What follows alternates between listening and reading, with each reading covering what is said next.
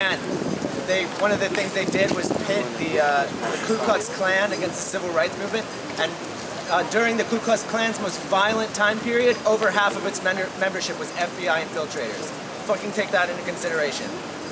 That means people, infiltrators, informants, people amongst you, intentionally starting shit amongst you and your brothers and sisters. People coming in to City Hall, people sitting here right around, saying things in your ear and whispering things and trying to incite you to do things against what you're trying to be here for. People who come in from their side, from the police force, from the FBI, from the CIA, to intentionally disrupt peaceful public movements. They do it every single... We have had undercover cops at Occupy Philly every day since October 6th. They're all over Wall Street, too. They're all over Wall Street. They're everywhere. They're everywhere. And they intentionally try to pin you against each other. They intentionally try to incite paranoia, hypervigilance. They spread rumors and lies so that you won't trust each other. And they do, this is a job. This is an actual outlined job. You can look it up on fucking Wikipedia. These are outlined guidelines for how to break up social movements. I mean, it's also like, we should be really careful when we hear stories about other ones of us here at this thing. They've used like, the anarchists are bad or people of color are bad. And like, I really encourage all of us to go up to people and say, where did you hear that? How do you know? What are you talking about? And face to face. And you know, I was thinking when people were having like, I'd love to brainstorm ideas of like, if we don't like police, what would we do instead? Like, how would we deal? Like, I've been really, but not just community watches, because like, we don't want to just become, like, I think the safety here has been really cool because people have like figured out ways to do things to make us feel safe without us making feel police. Does that make a difference? Like, I don't know. Yeah. Like, so, I don't know. I was talking to some folks recently that were saying they were scared to ride on public transit because people get in fights and they feel scared, and they were like, I wish there was more police.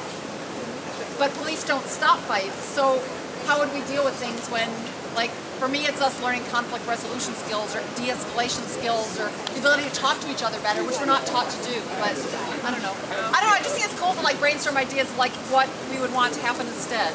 And that is so important, the discussion of having with each other, because a lot of what I've heard in the last 3 weeks is like pinning against each other in terms of like access to police brutality and dependency on the system and dependency on the police presence, right? So there are a lot of people here who have said, well, if the police aren't here, then we're not safe, right?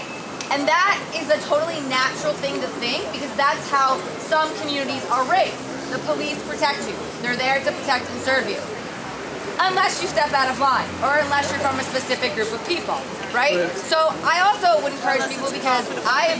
Or unless it's profitable for you. Unless it's profitable for you to be in prison.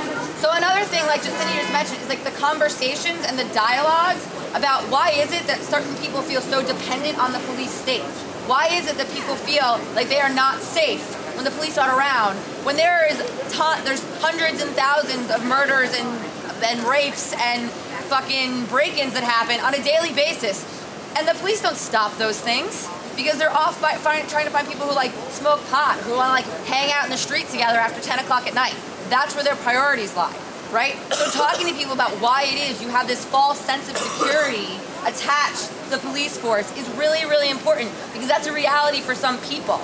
And that's been happening a lot here too, is that people aren't understanding. We have a huge diversity of people here in this movement in the last 3 weeks. The people here, in terms of their spectrum of influence and experience with this type of organizing, with police brutality, with dependency on police, with all that, is so varied, right? Like, there are so many different people here that have different experiences with that. And so it's really, really important to talk to each other about why you feel the things you feel in a calm, like, non-judgmental way. Because the bottom line is, like, statistically, historically, like, anything you can look to, the police in uniform are not your friends. And it's important to know why, not just to say that, but to know why. And to talk to each other about your experiences like you're doing right now. Yeah, I have a response to that.